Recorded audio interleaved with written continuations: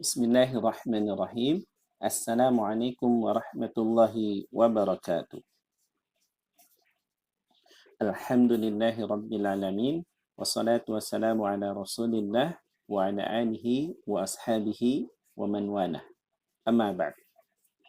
Alhamdulillah, hari ini kita dipertemukan kembali dalam program Mahir Berbahasa Indonesia 1. Pada pertemuan ketiga ini, kita akan membahas kelas kata.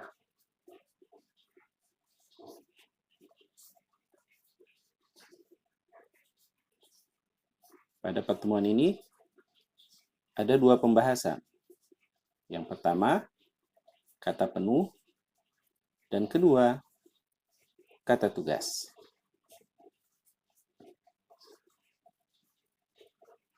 Kelas kata.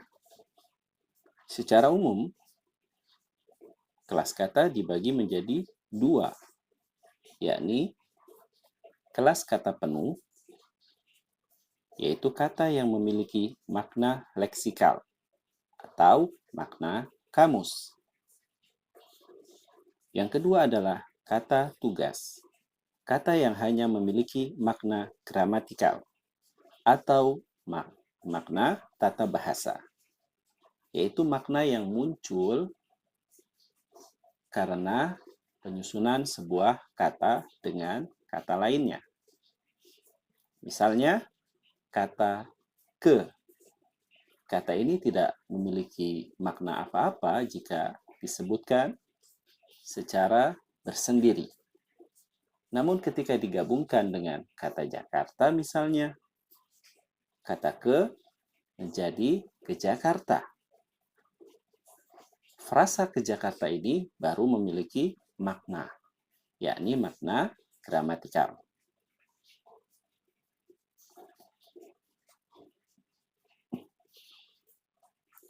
Perhatikan kalimat ini. Alhamdulillah, minum susu sangat enak bagi kami dan para guru.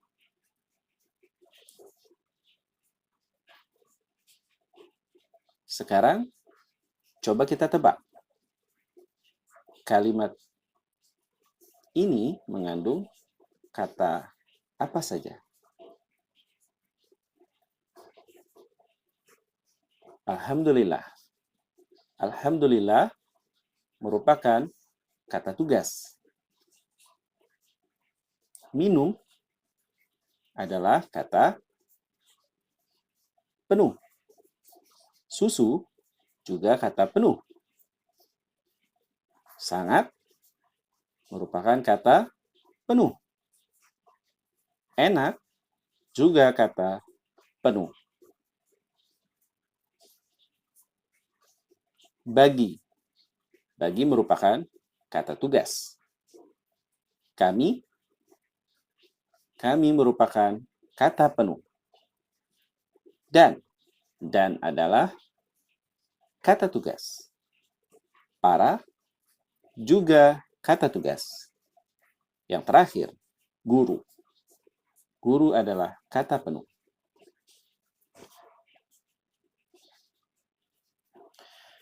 Pembahasan pertama kita, kata penuh. Di dalam bahasa Indonesia, ada berapa kata penuh? Yang pertama, verba atau kata kerja. Yang kedua, adjektiva atau kata sifat. Yang ketiga, adverbia atau kata keterangan. Yang keempat, nomina atau kata benda. Yang kelima, pronomina atau kata ganti nomina. Yang keenam, numeralia atau kata bilangan. Sekarang kita akan membahas kelas kata yang pertama, yakni verba atau kata kerja. Kata kerja adalah kata yang secara makna menyatakan keadaan, proses, dan aktivitas. Verba berdasarkan makna atau perilaku semantisnya. Ya. Ada 3 jenis verba. Yang pertama adalah verba keadaan, yang kedua verba proses, yang ketiga verba aktivitas. Verba aktivitas dibagi menjadi 3, yakni aktivitas tindakan, aktivitas capaian, dan aktivitas rampungan. Sekarang kita lihat ciri-cirinya. Verba keadaan tidak menunjukkan perubahan pada kata tersebut. Ciri lainnya, verba ini menunjukkan keduratifan atau durasi atau keberlangsungan.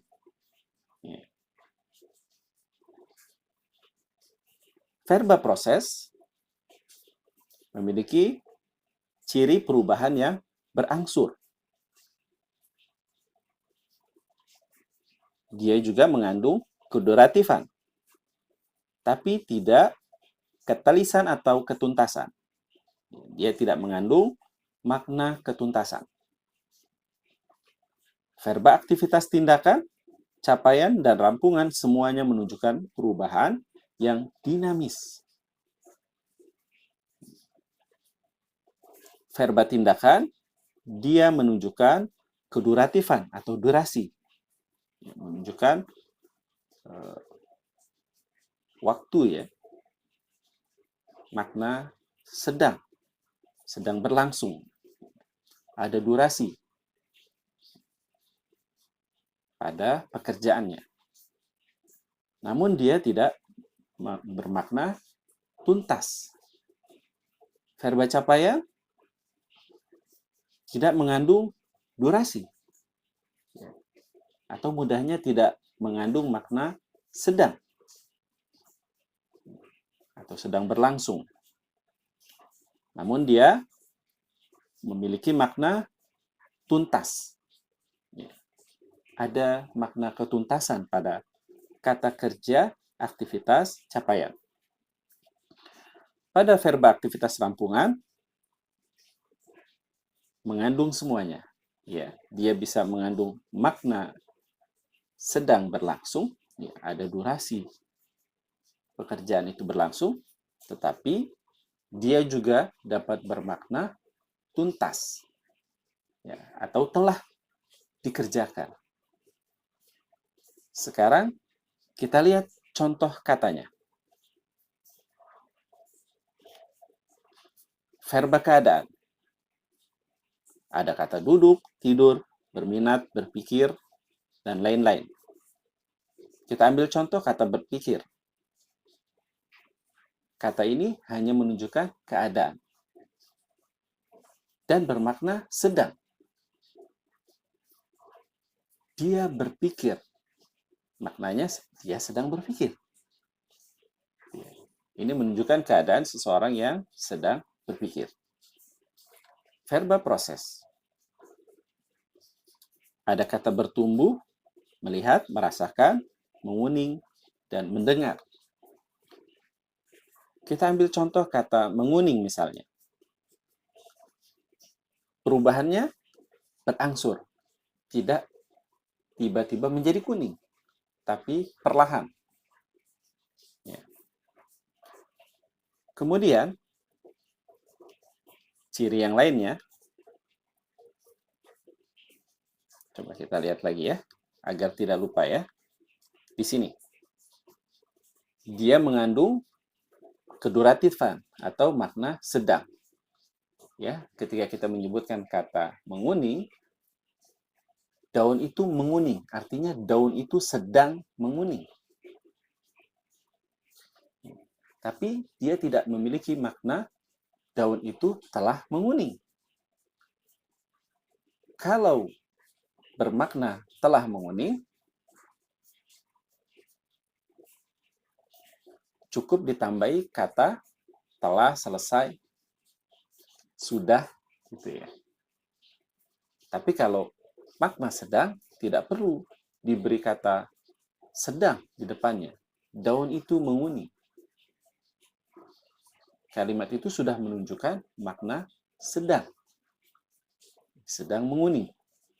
Itu yang dimaksud keduratifan.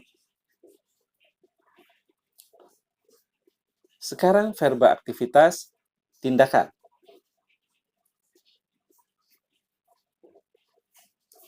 Ada kata berenang atau bermain. Sekarang kita lihat cirinya.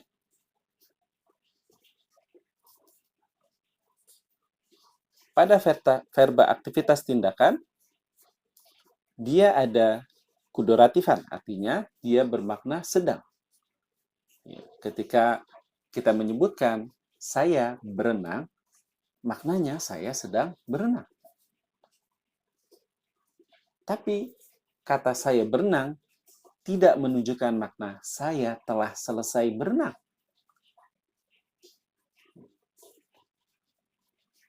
Apabila kita menginginkan makna telah selesai berenang, maka kita perlu menambahkan kata telah atau selesai atau sudah untuk menunjukkan makna ketuntasan.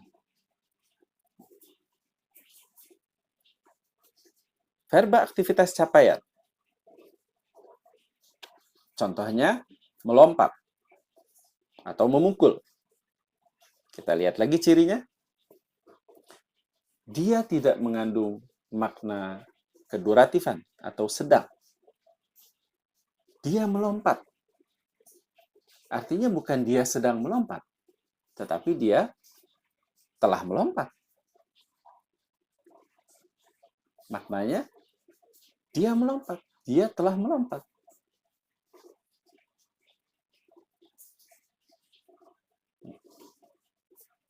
Sekarang, verba aktivitas rampungan. Menulis, memotong, memasak. Kita ambil contoh menulis.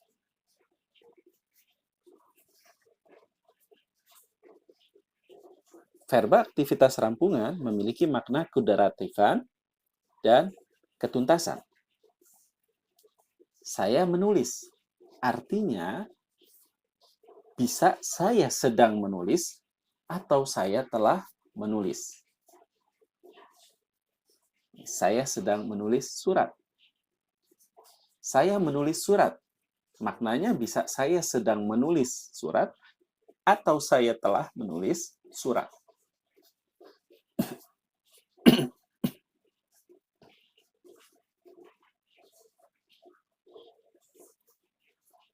Itu pembagian verba berdasarkan perilaku semantisnya.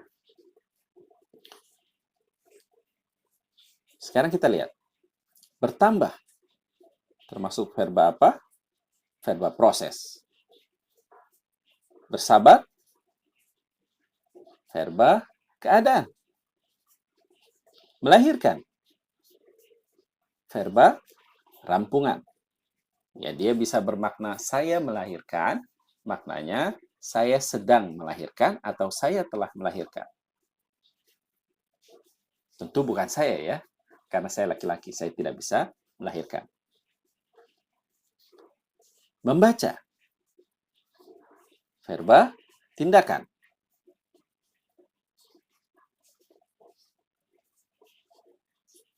Meninggal. Verba capaian. Kita lanjutkan, sekarang kita akan membahas verba atau kata kerja berdasarkan perilaku sintaksisnya. Ya, perilaku sintaksisnya. Bagaimana dia di dalam sebuah kalimat. Ada 3. Ada verba transitif, ada verba semitransitif, dan verba tak transitif atau intransitif. Verba transitif dibagi 2, berobjek dan berpelengkap. Semitransitif, dia dapat berobjek, dapat pula tidak berobjek. Intransitif, bisa tidak berpelengkap, tetapi ada yang harus memiliki pelengkap, wajib memiliki pelengkap. Ada juga yang seperti semi-intransitif, ya. dia bisa berpelengkap atau bisa juga tidak berpelengkap, gitu ya. Sama seperti contoh verba semi-transitif ya, dia bisa punya objek, bisa juga tidak punya objek. Nah, hanya saja kan intransitif tidak berobjek ya. Jadi dia bisa berpelengkap atau dia bisa juga tanpa pelengkap. Kemudian ada yang keempat adalah intransitif berpelengkap nomina dengan preposisi tetap. Kita lihat contoh-contohnya.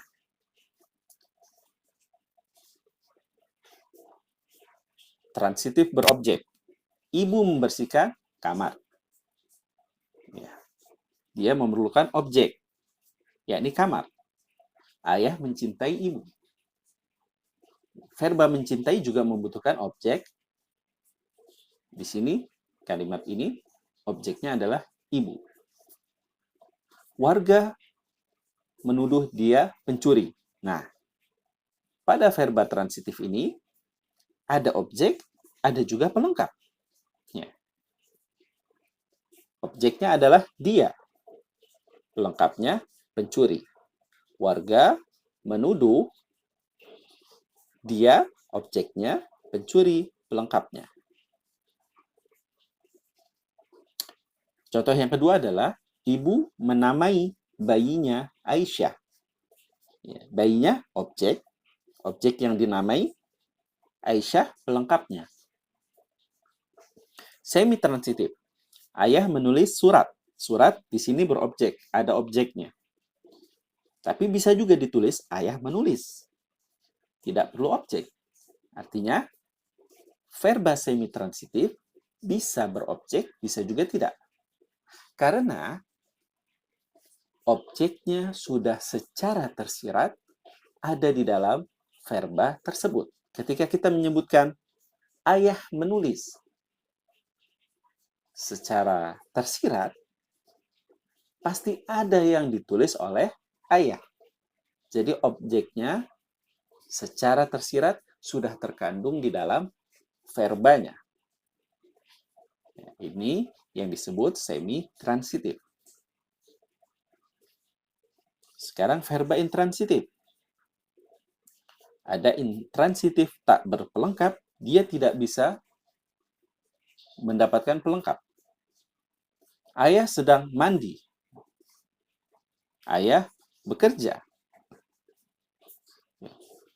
Kalau keterangan dia bisa, ayah bekerja di kantor misalnya. Tapi tidak bisa diberi pelengkap. Kemudian intransitif berpelengkap. Anaknya berjumlah 5. Ini berpelengkap wajib. Tidak bisa anaknya berjumlah. Harus ada pelengkapnya. 5, 3, atau yang lainnya. Ya.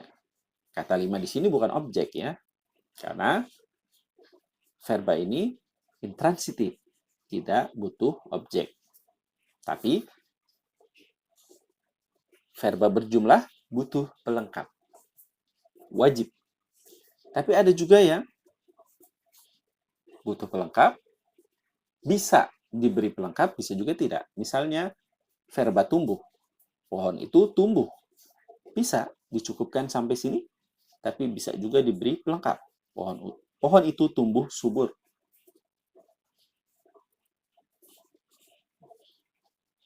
Nah, pelengkapnya, yang mana suka ya, bisa ada pelengkap, bisa tidak. Sekarang, verba intransitif berpelengkap nomina dengan preposisi tetap. Misalnya, verba bercerita.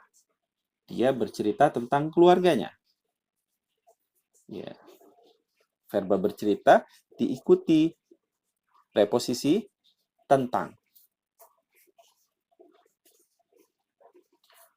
Makhluk bergantung pada. Kata bergantung diikuti preposisi pada. Sekarang kita lihat. Minum. Termasuk verba apa? Semi-transitif. Karena dia bisa diberi objek, bisa juga tidak. Objeknya sudah terkandung di dalam kata minum. Memakan. Ini jelas Transitif berobjek. Harus ada objeknya. Tidak bisa saya memakan. Memakan apa? Ya, harus ada objeknya. Bekerja. Intransitif.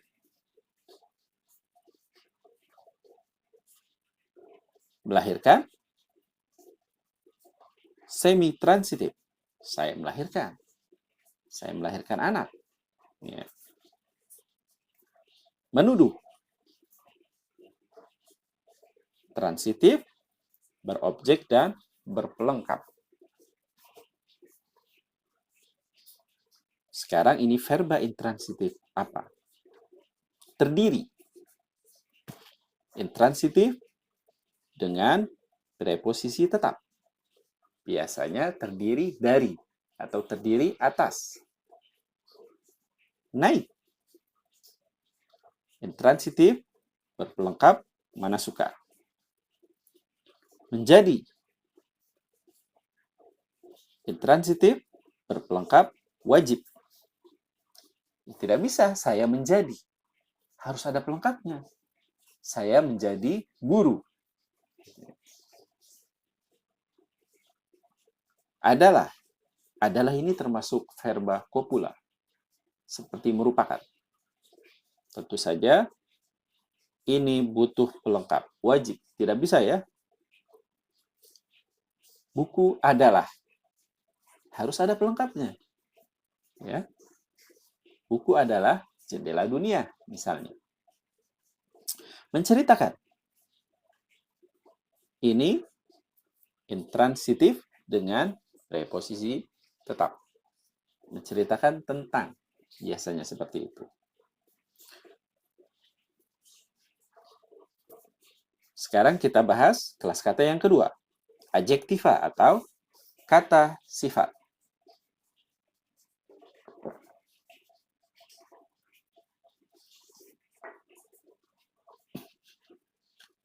Kata sifat adalah kata yang memberikan keterangan tentang kualitas atau keanggotaan sesuatu yang dinyatakan oleh nomina.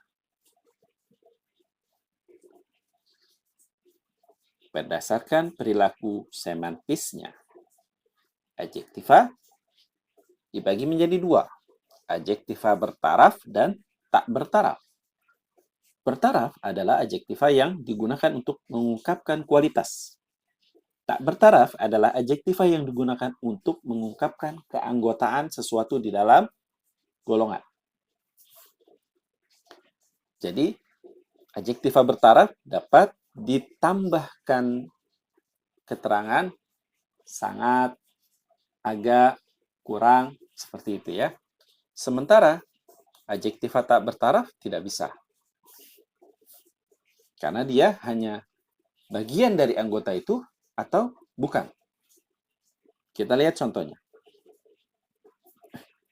Adjektiva bertaraf. Adjektiva bertaraf ada banyak jenisnya. Ada pemberi sifat, ukuran, warna, waktu, jarak, sikap batin, dan cerapan. Cerapan ini indera ya, yang ditangkap oleh indera. Pemberi sifat, misalnya pintar, kaya, sedih, kikir, sehat, dan lain-lain. Ukuran, besar, longgar, luas, kecil, tinggi, dan lain-lain. Warna, hijau, jingga, kuning, nila, ungu. Nah, kata hijau ini kata-kata yang bermakna warna ini, dia bisa nomina, bisa juga adjektiva. Kalau adjektiva, maknanya dia bersifat. Ya, memiliki sifat hijau, gitu ya. Waktu, cepat, lama, singkat. Jarak, jauh, dekat, lebar, renggang. Sikap batin, bahagia, gembira, takut, cemas.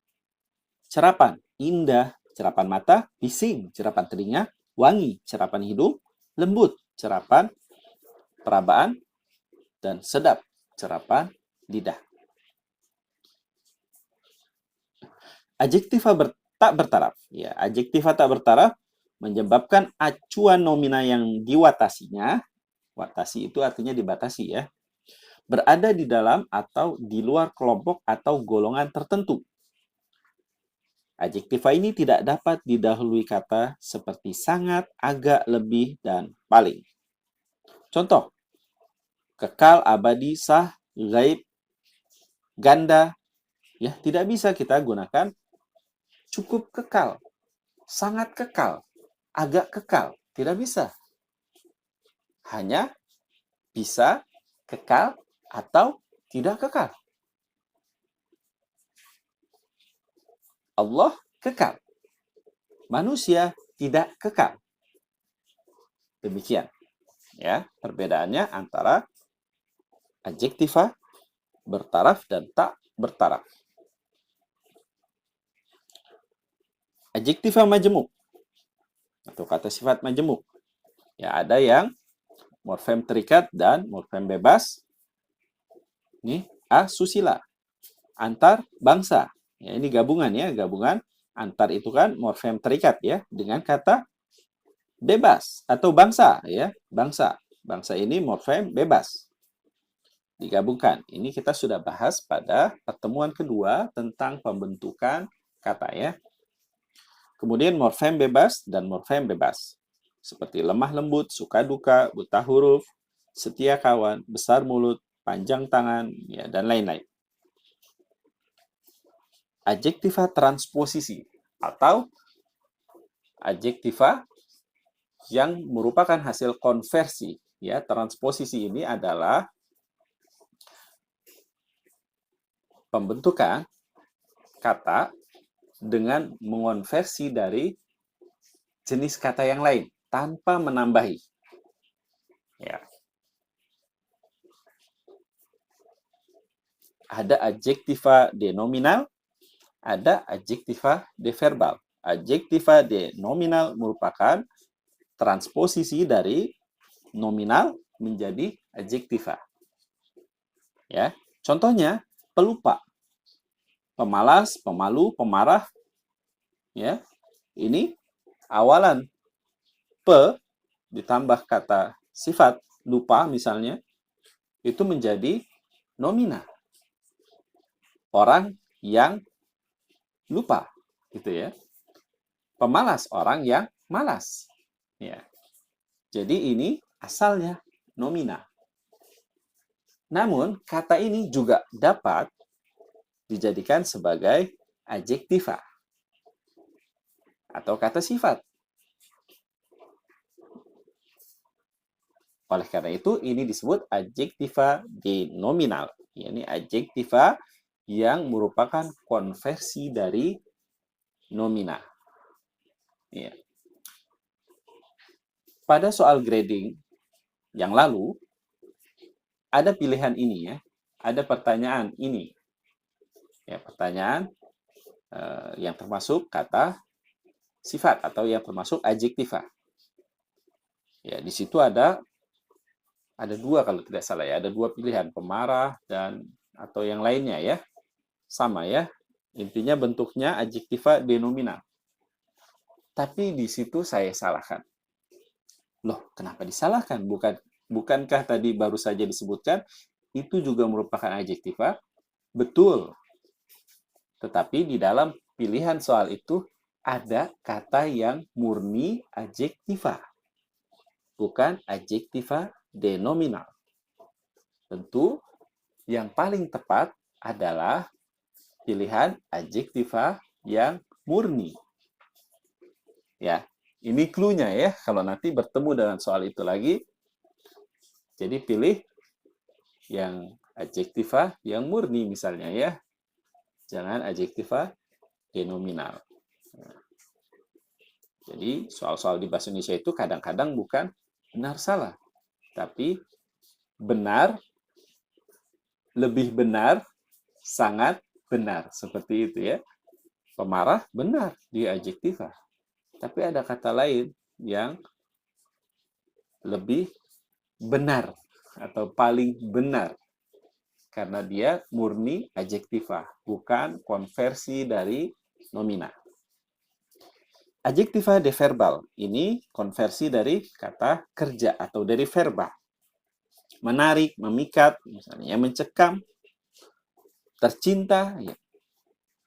kucingku tercinta. Ya, dia bisa menjadi kata kerja, bisa juga di situ sebagai kata sifat. Ya, ini disebut adjektiva transposisi, ya, yang mengalami proses transposisi atau konversi dari verba menjadi adjektiva. Disebutnya adjektiva deverbal. Adjektiva apa ini? Berbahaya. Nah, ini kan kata kerja ya. Berarti adjektiva deverbal. Mahal. Adjektiva bertaraf, ya. Sangat mahal. Mati. Ya, ini adjektiva tak bertaraf. Ya, tidak bisa agak mati. Ya, mati atau tidak mati ya. Seperti itu pilihan. Nirlaba. Wah, ini gabungan ya. Gabungan bentuk terikat nir dengan laba. Adjektiva majemuk. Pemarah. Nah, adjektiva denominal.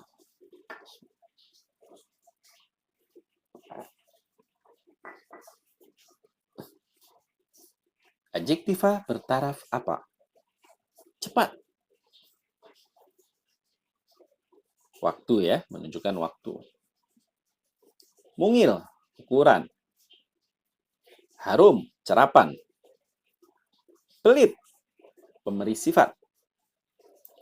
Khawatir, sikap batin.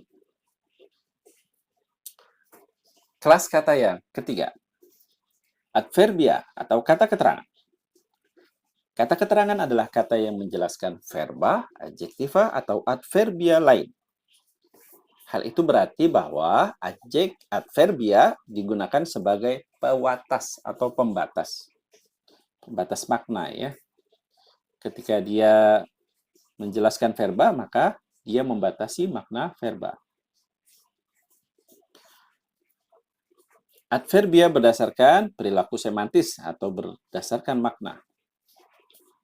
Ada kualitatif, kuantitatif, limitatif, frekuentatif, kewaktuan. Kualitatif contohnya paling, sangat, lebih, agak.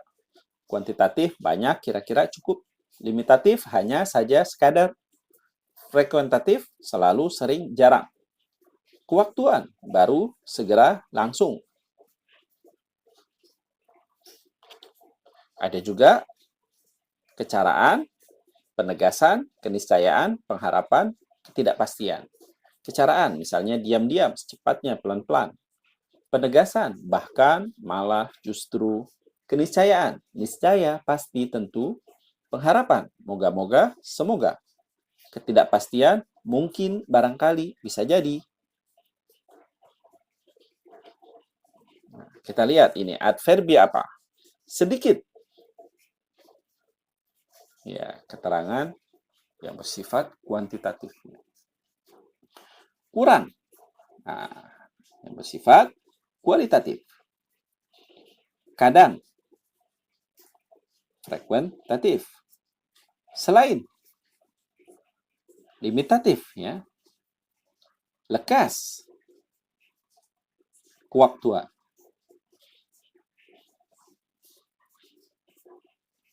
Adverbia apa? Sungguh. Penegasan. Cepat-cepat. Kecaraan. Kadang. Frekuentatif. Boleh jadi. Ketidakpastian. Mudah-mudahan. Pengharapan. Adverbia berdasarkan struktur atau perilaku sintaksis. Ada adverbia yang diletakkan sebelum kata yang diterangkan ya. Misalnya baru, hanya, jarang. Contohnya telaga itu sangat indah ya. Dia diletakkan di depan kata indah ya. Dia jarang marah ya. Dia menerangkan marah ya. Jarang marah, membatasi kata marah.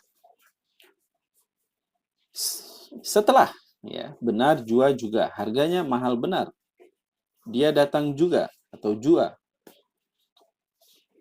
Dia bisa diletakkan sebelum atau setelah. Ia segera pergi ke pasar. Ia pergi segera ke pasar. Ia terus makan. Ia makan terus. Seperti itu ya. Sebelum dan setelah. Bukan saja, sangat sekali. Saya yakin bukan dia saja yang malas. Ya, jadi di depan kata dia ada keterangan adverbia bukan dan adverbia di belakangnya ada adverbia saja. Ya, jadi sebelum dan setelah ada adverbia. Senyumnya sangat manis sekali. Pembuka wacana akan hal Alkisah. Ekstra klausal. Klausa ini adalah konstruksi yang terdiri atas subjek dan predikat. Nah, ini nanti berbeda dengan frasa ya. Frasa itu gabungan kata yang bersifat non-predikatif ya, dia tidak ada predikatnya di dalamnya ya. Tidak ada yang berfungsi sebagai predikat. Tetapi klausa ada ya, ada kata yang berfungsi sebagai subjek dan sebagai predikat. Nah, sebuah kalimat minimal terdiri atas satu klausa. Di sini ekstra klausal maksudnya adalah dia menjadi ekstra atau penambah ya di dalam suatu klausa. Dia seharusnya datang pukul 7. Klausanya kan dia datang. Nah, ini ditambahi ya, sebelum kata datang ditambahi seharusnya. Atau sebelumnya ya, misalnya agaknya. Penjelasannya terlalu panjang. Terlalu panjang ini kan predikatnya ya, penjelasannya subjeknya, ini klausa. Agaknya ini menjadi ekstra klausa, tambahan dari klausa tersebut. Nomina atau kata benda. Kata yang dapat diperluas dengan kata yang dan adjektiva difungsikan sebagai objek, tidak dapat dinegatifkan dengan kata tidak, dan dapat didahului oleh preposisi. Ya, jadi kata benda tidak bisa didahului kata tidak ya. Misalnya tidak buku, tidak bisa ya. Tapi bisa dengan kata bukan, bukan buku. Nomina berdasarkan acuan. Ada nomina konkret, ada nomina abstrak. Nomina konkret ya ini nomina yang menunjukkan benda yang berwujud. Ada wujudnya ya. Bisa dicerap oleh indera. Manusia, tumbuhan, binatang, pelukis, dan lain-lain. Nomina abstrak. Ini nomina yang tidak menunjukkan pada sebuah objek, tapi pada suatu kejadian atau pada suatu abstraksi. Suatu abstrak ya, suatu konsep. Biasanya berasal dari adjektiva atau verba. Kasih, waktu, kesedihan, kedudukan. Jadi konfiks kean itu membentuk nomina abstrak. Ya, misalnya marah. Ya, ini kan adjektiva. Ketika diberi konflik kean, jadi kemarahan. Ini menjadi nomina, tapi nomina abstrak karena tidak ada bentuknya ya.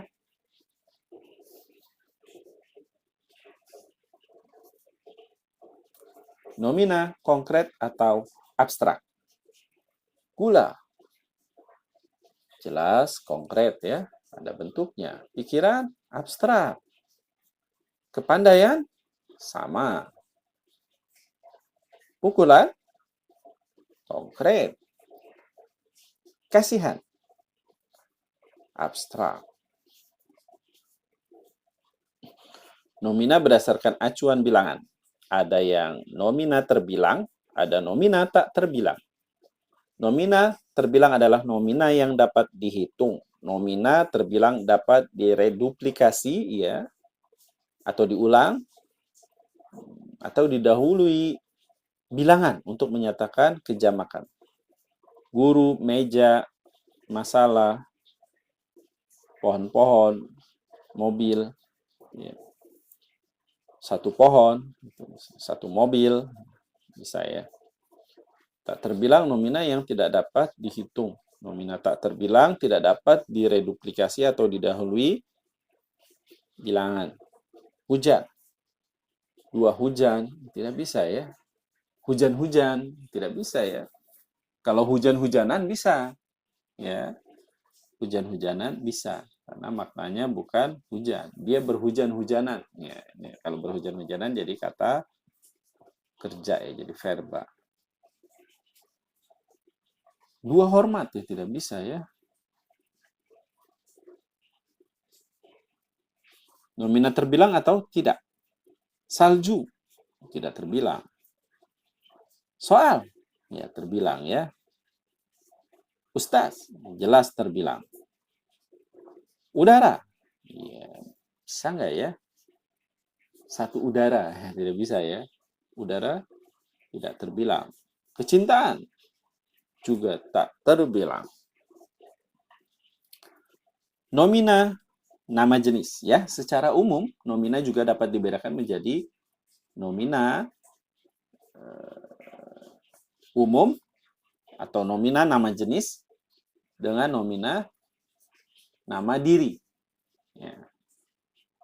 Contoh nomina nama jenis, misalnya dari jenis manusia, adik, guru, dokter, profesor, dan lain-lain yang merupakan jenis dari manusia. Hewan, kucing, kuda, semut, dan lain-lain. Tumbuhan, bisa kita baca sendiri ya. Ada tumbuhan, benda. Ya, ini berarti dia jenis-jenis benda ya. Waktu, ini jenis-jenis waktu. Bilangan, ukuran, ya, liter, barel itu termasuk nomina ya. Konsep ya, kesedihan, hormat, masalah dan lain-lain. Tempat, kota, desa, rumah, pelabuhan dan lain-lain. Ya. Ini jenis ya, kota, desa. Nah, sekarang kita lihat perbedaannya. Nomina nama diri. Nah, kalau nomina nama diri dia ditulis dengan huruf besar karena dia merupakan nama diri. Nama diri orang. Agus misalnya ya. Banyak sekali kita dipenuhi berita-berita belakangan ini dengan berita-berita Agus ya. Ada Agus sedih, ada Agus buntung, ada Agus gob, tut gitu ya. Joko, Bowo, Dewi dan lain-lain. Tempat, Bandung, Bogor, Depok, Jakarta dan lain-lain. Geografi, Jawa, Semeru, Musi, Asia. Geografi atau tempat ini ditulis dengan huruf besar ya. Tapi nama jenisnya ditulis besar juga kalau diikuti dengan nama dirinya ya. Misalnya Kota Bogor, kotanya besar. Kalau diikuti kata Bogor namanya. Tapi kalau saya tinggal di sebuah kota ya, atau saya tinggal di kota besar. Kota besar itu bukan nama ya, tapi jenis ya. Jenis kota. Ada kota kecil, ada kota besar. Jadi dia tidak besar.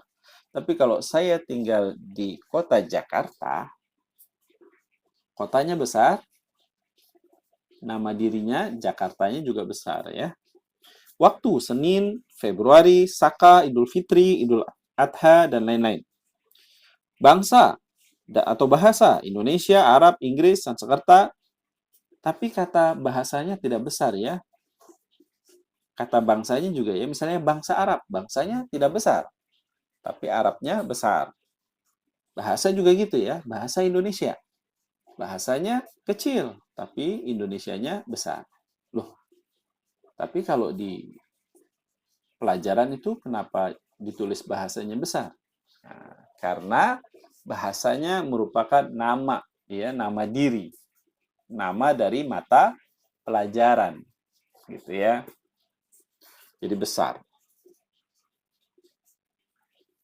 keagamaan, ya. Ditulis dengan huruf besar karena nama diri, nomina nama diri. Benda langit, ya, nama-nama benda langit, nama-nama lembaga, ya, Imam Nawawi School, Madinah Mandiri. Nah, tempat. Oh, ini salah ya, tempat ini salah ya. Ini termasuk jenis ya. Nah, ini keliru. Peristiwa. Perang Uhud, Sumpah Pemuda, ya, ini juga dibesarkan penulisannya ya. Ini termasuk nomina ya. Peristiwa sejarah itu termasuk nomina. Dokumen. Undang-Undang Dasar 1945, KUHP, Piagam Jakarta, dan lain-lain. Terbitan. Republika, Siti Nurbaya, misalnya judul novel ini ya, judul buku, nama majalah, yaitu termasuk nomina ya. Selanjutnya, numeralia atau kata bilangan. Kata yang dipakai untuk menghitung banyaknya, maujud, dan konsep. Numeralia dibagi menjadi numeralia pokok yang memberi jawaban atas pertanyaan berapa. Nah, ini berhubungan dengan jumlah ya. Dan numeralia tingkatan yang memberi jawaban atas pertanyaan yang keberapa atau urutan. Numeralia pokok. Ada yang bermakna tentu, 1, 11, 12 ya. Numeralia ini kata bilangan ya, kata bilangan yang tentu, kata bilangan tak tentu, banyak, seluruh, beratus-ratus, jutaan, 40-an misalnya ya. Kolektif, kedua pemain, kedua ya, di sini kedua, ikuti pemain, kita berlima, ini kan menunjukkan jumlah ya, 3 serangkai, ya serangkainya ada 3 ya, 3 diserangkaikan ya. Dia menunjukkan jumlah ya. Distributif, setiap tiap-tiap masing-masing. Klitik atau bentuk terikat, dasa ya 10, panca 5 ya, Pancasila 5 sila. Eka 1 ya. Tri 3. Dwi 2, Sabta 7. Pecahan setengah, sepertiga, 0,5 dan lain-lain. Numeralia tingkatan. Numeralia tingkatan dapat dibentuk dari numeralia pokok dengan menambah prefiks ke. Contoh, ke-1, ke-2, ke-3, ke-4, dan seterusnya. Loh, kok mirip dengan ini? Numeralia pokok kolektif. Mirip ya dengan numeralia pokok kolektif. Ini ada kedua juga, tapi kedua di sini menunjukkan jumlah ya. Sementara pada contoh ini ke-1, ke-2, ke-3, ke-4 menunjukkan urutan. Sekarang kita lihat perbedaannya. Ya. Ketiga pemain. Nah, ini pemainnya berjumlah 3, tapi kalau pemain ketiga, ya pemain yang urutan ketiga. Seperti itu ya. Ini perbedaannya ya. Selanjutnya kelas kata pronomina. Ya, ini kata yang berfungsi sebagai pengganti nomina.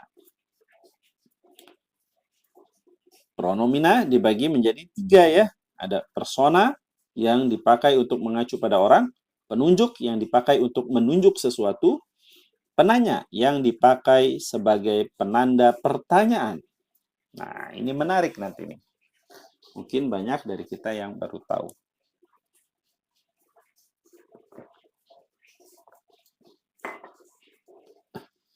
Nomina persona. Ada persona pertama, persona kedua, dan ketiga. Ini kalau di pembahasan karya sastra ya, karya fiksi misalnya, cerpen, novel, ini masuk ke sudut pandang ya, sudut pandang orang pertama, sudut pandang orang kedua, sudut pandang orang ketiga. Kalau di bahasa Arab ini disebut domir, ya, atau kata ganti orang, ya, kata ganti persona, ya. Ada aku, saya, daku, ku di depan, ku di akhir, kami, ya. Kami itu menunjukkan eksklusivitas, kita menunjukkan inklusivitas. Kedua, kamu, engkau, anda, dikau, kau, mu, kalian. Ketiga, ia, dia, beliau, nya, mereka. Nah, bedanya ia dan dia apa ya? Ia itu hanya bisa, dia itu hanya dapat digunakan untuk yang berakal misalnya ya, untuk manusia dan yang lainnya. Ia bisa digunakan untuk benda juga dan yang tidak berakal. Nomina pengganti pronomina. Nah, ini berhubungan dengan kebudayaan kita ya. Masyarakat Indonesia, masyarakat yang sopan santun gitu ya. Jadi tidak enak menggunakan kata engkau pada orang yang lebih tua. Saya misalnya. Biasanya anak itu misalnya menggunakan menyebut namanya misalnya gitu ya, atau statusnya ya, misalnya dia seorang kakak, dia menyebut kakak ya. Nah, seperti itu ya. Nah,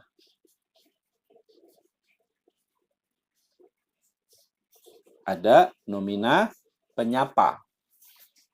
Nah, ini persona kedua ya. Biasanya digunakan untuk persona kedua atau yang diajak berbicara.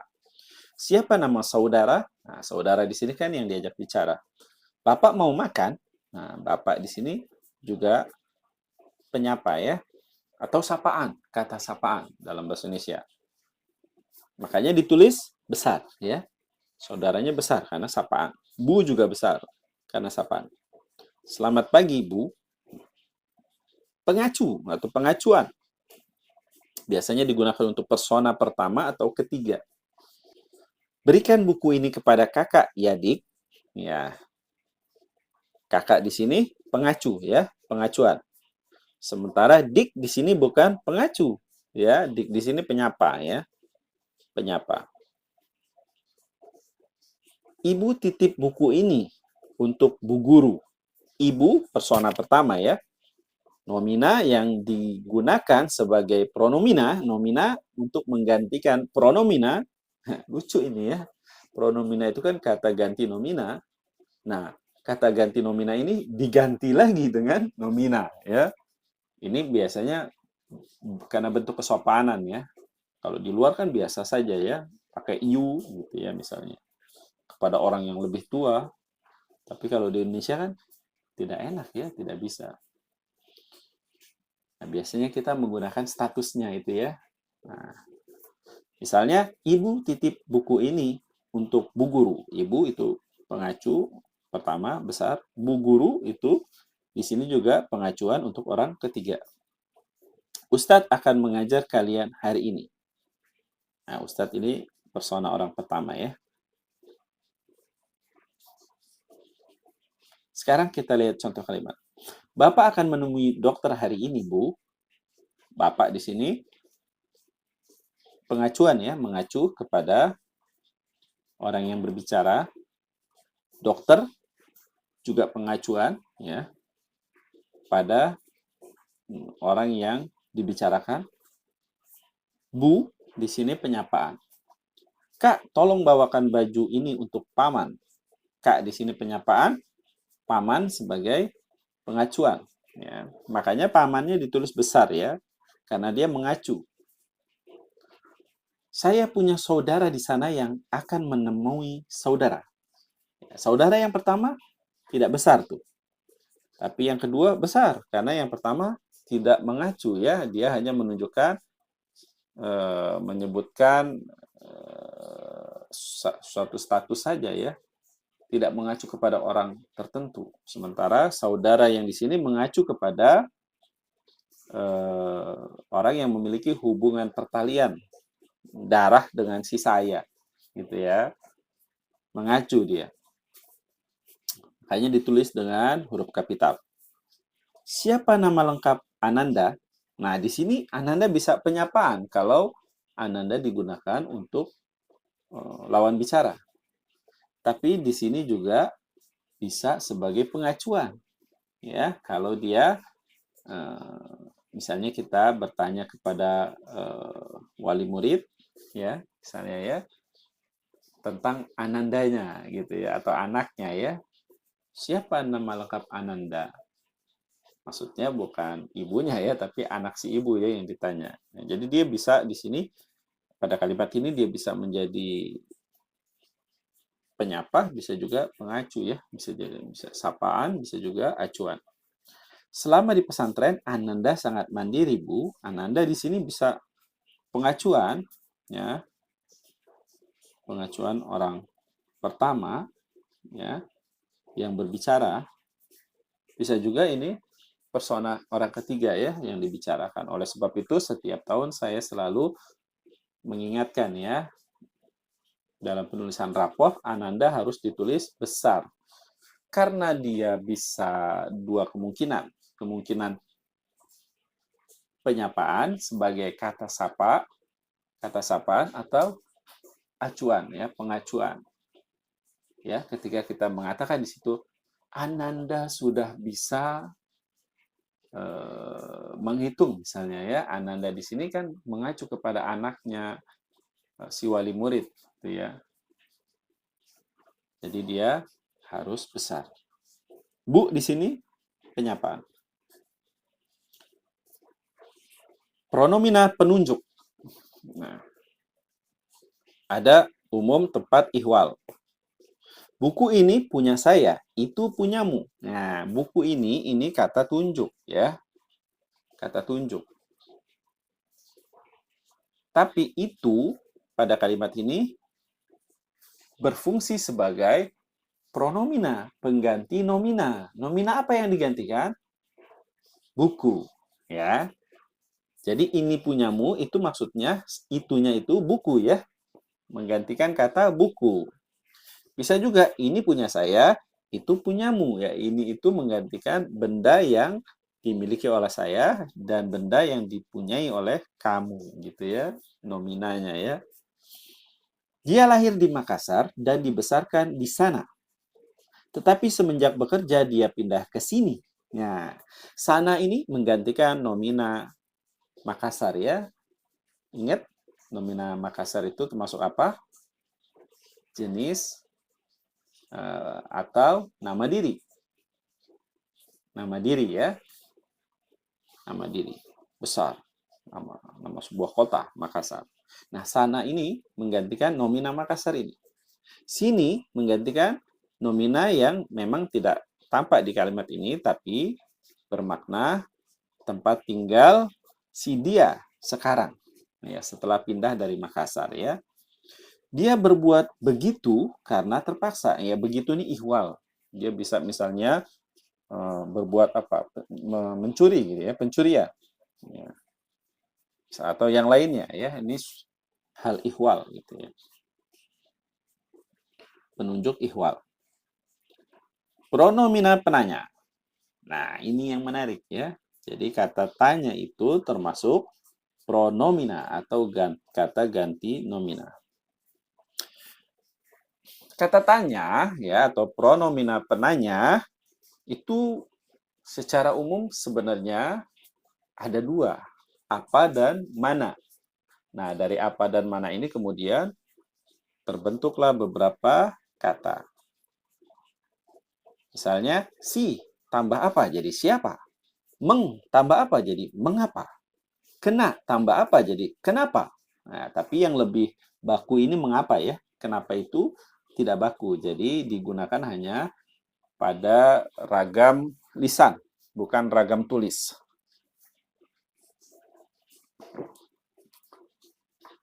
Kapan ya? Berapa? Jadi berapa?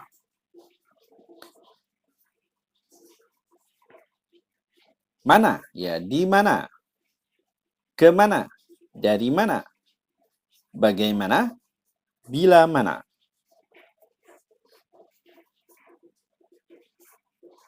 pronomina tak tentu.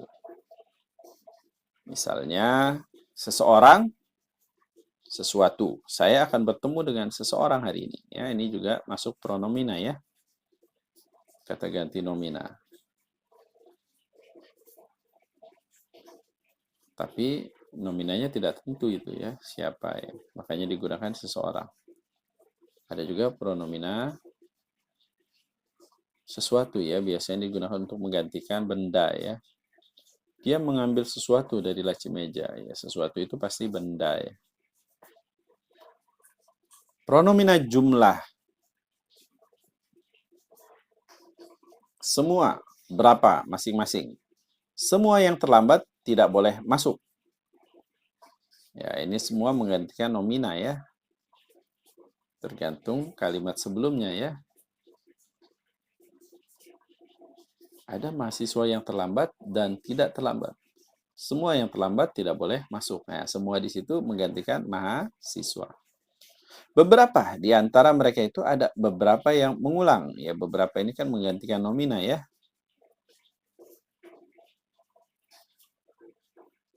Di kelasku ada 20 siswa. Di antara mereka itu ada beberapa yang mengulang. Beberapa di sini menggantikan siswa. Begitu juga di sini masing-masing ya. Selesai untuk kata penuh. Sekarang kita bahas kata tugas. Dalam bahasa Indonesia ada beberapa kata tugas. Kata tugas adalah kata yang menyatakan hubungan suatu unsur dengan unsur yang lain dalam frasa atau kalimat.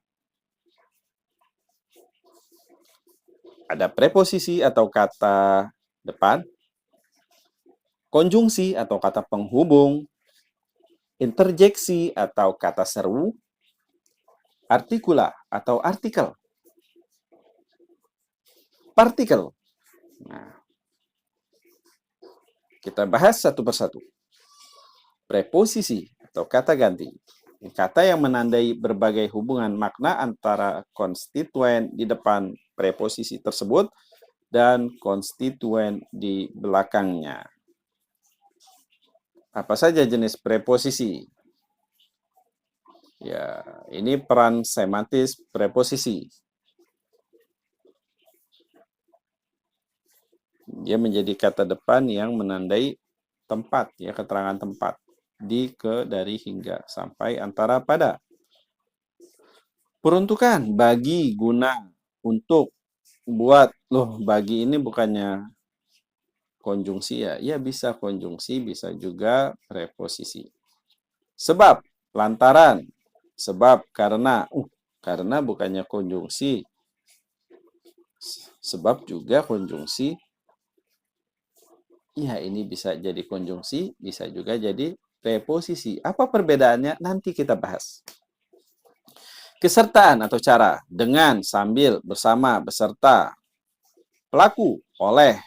Waktu, pada, hingga, sejak, semenjak, sampai, dari, menjelang. Ihwal, tentang, mengenai. Asal, dari. Ini semua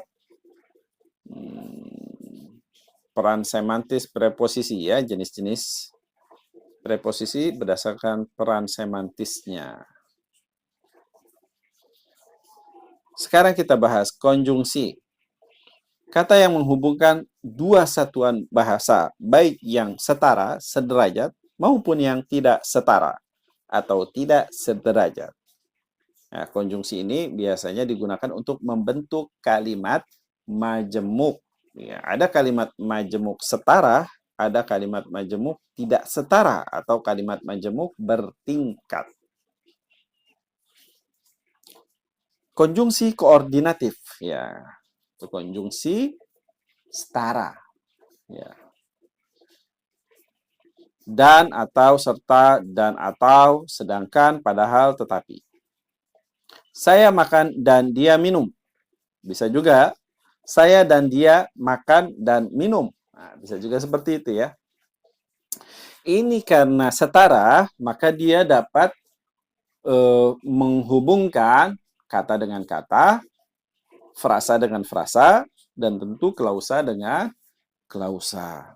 Atau juga ya, atau ini bermakna pilihan, serta maknanya sama dengan dan. Dan atau, nah ini penambahan dan atau pilihan. Lihat contohnya ya, dilarang merokok. Kalau di sini hanya dan saja, dilarang merokok dan meludah di angkot. Kalau ada orang yang merokok, maka dia tidak terkena larangan ini.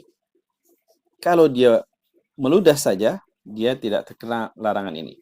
Kalau dia merokok dan meludah, dia baru kena larangan ini. Kalau pakai atau saja, dia merokok atau meludah. Kalau dia merokok saja, dia kena. Kalau dia meludah saja, dia kena. Tapi kalau dia merokok dan meludah, dia tidak kena. Ya, oleh karena itu digunakanlah dan atau. Biasanya ini digunakan pada bahasa hukum ya. Sedangkan saya sudah makan, sedangkan dia belum. Padahal dia naik kelas, padahal tidak belajar. Tetapi dia baik, tetapi pelit. Nah, dilihat ya, ini setara ya. Naik kelas, naik ini verba ya. Predikatnya verba. Padahal tidak belajar ini juga verba ya, setara ya. Saya sudah makan, sedangkan dia belum. Belum di sini maksudnya belum makan ya. Ini juga setara. Ya, tetapi juga ya dia baik, tetapi pelit. Nah, ini juga setara ya. Merokok, meludah juga setara ya. Pergi ke pasar serta ke sekolah ini juga setara ya. Sama-sama pergi. Ini kan sebenarnya ada dua kalimat ya. Ibu pergi ke pasar, ibu pergi ke sekolah. Kalimat itu sama, setara. Konjungsi korelatif, konjungsi yang dia berpasangan. Baik maupun. Kamu belajar, baik ujian maupun tidak. Tidak tetapi. Dia tidak belajar, tetapi naik kelas. Nah, ini pasangannya tidak tetapi. Bukan melainkan. Nah, kalau bukan pasangannya melainkan. Dia bukan guru, melainkan murid. Demikian sehingga dia berlari demikian cepat sehingga sulit dikejar. Apakah tahu? Apakah kamu belajar atau tidak, ujian tetap dilaksanakan. Entah wajib, entah tidak, kami akan sholat. Jangankan orang tua, guru pun harus dihormati. Nah, perhatikan ya. Pada konjungsi korelatif tidak ada jika maka. Ya, ini ya, jika maka. Ini sering sekali digunakan menjadi konjungsi korelatif. Padahal dia bukan konjungsi korelatif. Ya, jadi tidak bisa dipakai secara bersamaan. Kita lihat konjungsi subordinatif atau konjungsi yang tidak setara. Waktu ya, ada sejak, sedari. Tuh kan ya, sejak ya. Ini ada preposisi tadi. Preposisi sejak, tapi ada juga konjungsi sejak. Ada semenjak juga. Syarat, asalkan, apabila, jika. Nah, ya, jika ini syarat ya. Jikalau, kalau, manakala, pengandaian, andai kata, seandainya, sekiranya, seumpamanya, andaikan, sebab, agar, biar, supaya, konsesif atau pertentangan ya, biarpun, kedatipun ya, kalau yang koordinatif kan ada tetapi ya, tetapi padahal ya, itu konsesif juga ya, tapi dia setara. Kalau yang tidak setara, biarpun, kedatipun, meski atau meskipun, sekalipun, sungguh pun, walaupun, alih-alih ya, perbandingan, alih-alih, laksana, seakan-akan, sebab, karena, sebab. Nah, ini ada preposisi juga tadi ya. Di mana bedanya ya? Nanti kita bahas. Hasil, maka. Nah, makanya, sehingga, sampai-sampai. Ya, perhatikan ya. Di sini maka ini konjungsi subordinatif. Jika juga konjungsi subordinatif, bukan konjungsi korelatif yang berpasangan ya, bukan ya. Jadi jangan ditulis secara bersamaan. Jika saja, maka saja. Alat atau cara dengan tanpa komplementasi bahwa atributif yang konjungsi antar kalimat. Ya, konjungsi yang menghubungkan kalimat ya. Kalau konjungsi yang menghubungkan klausa dengan klausa itu disebut konjungsi intrakalimat, konjungsi yang ada di dalam kalimat. Kalau konjungsi yang menghubungkan kalimat dengan kalimat disebut konjungsi antar kalimat. Misalnya pertentangan. Kalau yang intrakalimat kan tetapi, walaupun itu ya di dalam kalimat ya. Tapi kalau menghubungkan dua kalimat digunakan akan tetapi, namun ya. Misalnya tadi contohnya dia baik tetapi pelit. Ya, dia baik koma tetapi pelit. Nah, kalau konjungsi antar kalimat dia baik titik akan tetapi koma dia pelit titik. Gitu ya. Jadi dua kalimat ya, dia tetap menjadi dua kalimat. Dia bukan kalimat majemuk karena memang kalimatnya berbeda ya, dua kalimat itu ya. Bukan jadi kalimat majemuk, tapi memang dua kalimat berbeda yang dihubungkan dengan konjungsi antar kalimat. Kelanjutan ya. Kemudian koma sesudah itu, koma setelah itu, koma selanjutnya, koma berikutnya, koma biasanya penulisannya gitu ya, diikuti koma. Dia makan titik, kemudian koma, dia minum. Nah, gitu ya. Ada hal lain, tambahan pula, lagi pula selain itu. Keadaan sebenarnya, sesungguhnya, bahwasannya. Nah, ini kita bahas. Preposisi atau konjungsi. Kita lihat penggunaannya dalam kalimat. Dia tidak pergi berlibur karena masalah keuangan. Ini karena di sini, pada kalimat ini, preposisi atau konjungsi. Kita lihat ya, setelah kata karena ada frasa masalah keuangan. Nah, frasa. Ingat ya. Jadi, konjungsi subordinatif, dia hanya bisa menghubungkan klausa dengan klausa. Ya. Bukan menghubungkan kata dengan kata atau frasa dengan frasa. Kalau dia menghubungkan kata dengan kata, frasa dengan frasa, dia bukan konjungsi, dia preposisi. Tapi kalau dia menghubungkan kalimat dengan kalimat, baru dia disebut konjungsi. Afwan, salah ya, maaf. Klausa dengan klausa ya. Apabila dia menghubungkan klausa dengan klausa, baru dia disebut konjungsi. Kita lihat di sini, masalah keuangan ini bukan klausa karena tidak ada predikatnya. Masalah keuangan ini frasa. Dia tidak pergi berlibur, dia tidak pergi ini di sini klausa ya, berlibur ini pelengkap. Masalah keuangan bukan klausa, dia frasa. Jadi karena di sini fungsinya sebagai preposisi. Dia tidak pergi berlibur karena uangnya habis. Nah, kita lihat ya. Uangnya habis. Uangnya di sini menjadi subjek, habis menjadi predikat. Gitu ya.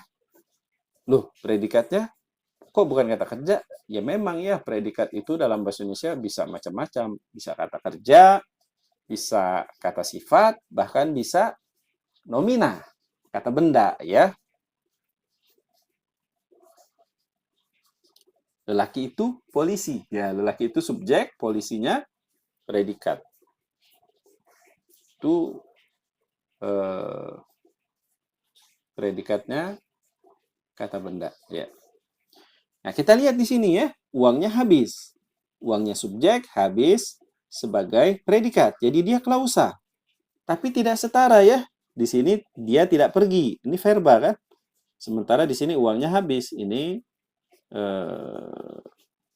kata sifat ya. Tidak setara. Nah, di sini jelas karena merupakan konjungsi atau kata penghubung. Nah, coba kalau ini. Anak Pak Ante sudah tinggal di sini sejak dia berumur 2 tahun. Ya, kita lihat. Dia berumur 2 tahun. Dia berumur. Nah, dia ini subjek, berumur ini predikat, 2 tahun pelengkap. Jadi, dia berumur 2 tahun, klausa. Ya. Anak Pak Ante sudah tinggal di sini, ini juga klausa. Jadi, dia menghubungkan klausa dengan klausa yang tidak setara. Ya. Jadi, sejak di sini, konjungsi. Dia sudah tinggal di sini sejak bulan Agustus. Bulan Agustus bukan klausa, tapi frasa. Jadi dia preposisi. Kami boleh menemui dia setelah pukul 14. Nah, pukul 14 klausa atau preposisi? Salah ya pertanyaan. Klausa atau frasa? Frasa ya, karena tidak ada predikat. Ya, jadi frasa sekali lagi adalah gabungan kata non-predikatif.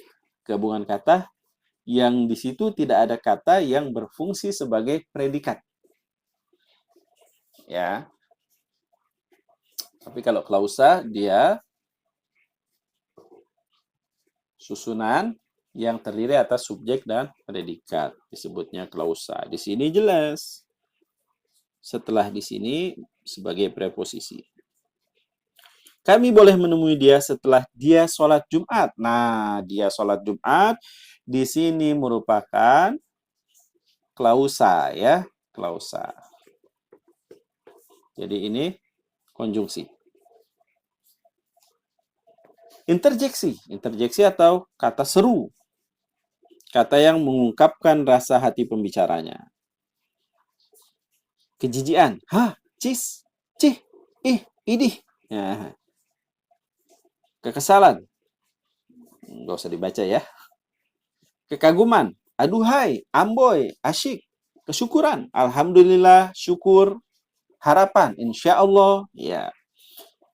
Jadi kata alhamdulillah, insya Allah, walaupun mungkin di bahasa Arab itu konstruksi sebuah kalimat, tapi ketika diserap di bahasa Indonesia, dia menjadi interjeksi atau kata seru. Ya. Menjadi kata, bukan konstruksi kalimat. Jenis-jenis interjeksi ya. Ya. Ini kelanjutannya, ada keheranan, ada kekagetan, ya astagfirullah, masya Allah. Ajakan ya, ayo mari. Nah, jadi ayo mari ini kata seru ya. Panggilan, hai, hei, halo, wahai. Nah, biasanya kata seru ini diikuti atau didahului koma gitu ya. Kalau di awal diikuti, kalau di akhir didahului, kalau di tengah-tengah diikuti dan didahului koma. Nah, ini yang interjeksi untuk simpulan. Nah gitu ya, biasanya kan kita ketika menyimpulkan suatu biasanya menggunakan interjeksi atau kata seru nah gitu ya. Artikula. Artikula adalah kata yang membatasi nomina ya, atau disebut juga artikel ya. Ada artikula gelar ya, sang, hang, sri, dang. Misalnya sang kodok ya, hang tua dan lain-lain. Kelompok, para ya, para guru, para sopir ya, para raja. Menominalkan, ada si yang misalnya si dilekatkan di awal kata atau sebelum kata cantik, si cantik. Nah, jadi nomina ya, si cantik jadi nomina. Ya, jadi menominalkan dia. Yang juga gitu ya. Yang, misalnya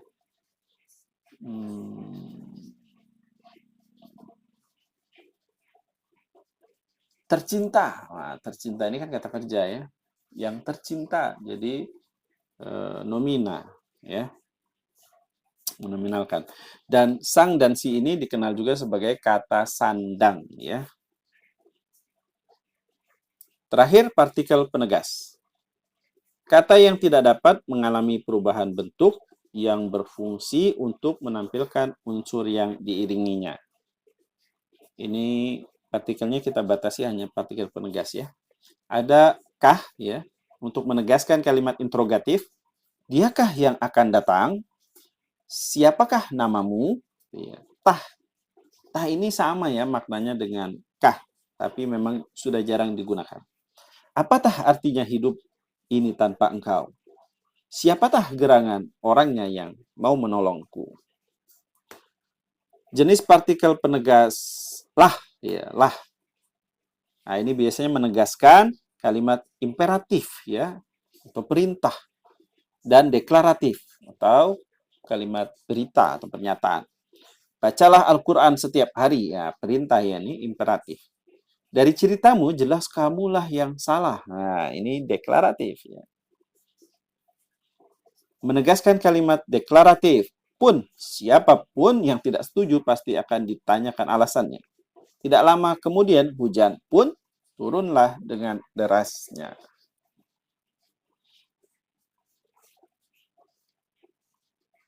Kelas kata apa saja yang terdapat pada kalimat berikut? Nah, ini tugas ya. Tugas. Nanti silahkan kirim jawaban ke WA berikut ya. Jadi nanti alhamdulillah sama dengan kata apa, minum sama dengan kata apa, susu sama dengan kata apa, dari sama dengan kata apa, sekolah sama dengan kata apa ya. Kata itu maksudnya kelas kata ya.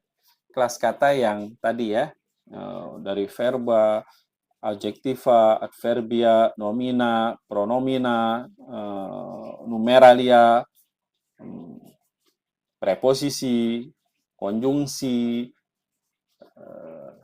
interjeksi, artikula, atau partikel penegas ya. Atau partikel ya. Ini termasuk apa gitu ya. Nanti setiap kata ini disebutkan dia termasuk kata apa, kelas katanya apa gitu ya. Nanti bisa dikirimkan ke WA saya. Kalau ada pertanyaan bisa ditanyakan di grup ya. Terima kasih, sampai di sini pertemuan kita. Mohon maaf pembahasannya agak panjang ya, bukan agak ya, tapi memang sangat panjang.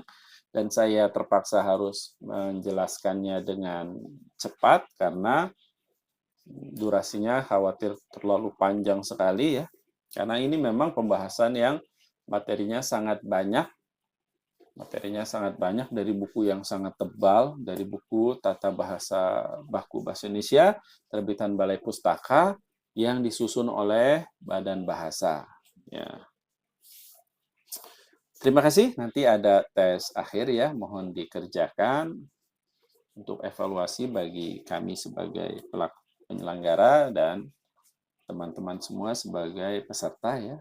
Jadi apakah teman-teman berhasil dalam pelatihan ini atau tidak, ini bisa dilihat dari tes awal dan tes akhir ya. Kalau tes akhirnya misalnya 1, tes awalnya 1, tes akhirnya 10 gitu ya, benar 10.